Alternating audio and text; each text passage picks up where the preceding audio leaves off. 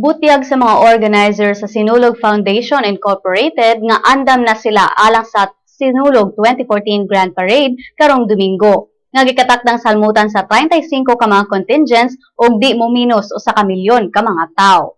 Mato ni Sinulog Foundation Incorporated Executive Director Ricky Ballesteros nga usa ka dakong hagit kanila ang kondisyon sa panahon karong tuiga, labi na sa low pressure area nga magdala og pang-ulan sa Visayas ug Mindanao. Apan bisan pa man niini, dili kini rason aron hunungon ang kapistahan ni Senyor Santo Niño. Apan gisulti sa mga organizers nga ilang i-postpone ang street dancing og mga performances sa Cebu City Sports Complex kung muisa og storm signal number 1 ang pag-asa. Gawa sa mga organizers, andam na sab ang mga out-of-town contingents. Gani, nangabot na sila dinhi sa Dakbayan sa Sugbo, sama sa contingent sa Placer Masbate, nga adunay 800 to 1,000 ka mga mananayaw ug propsmen nga niabot ni adtong Lunes.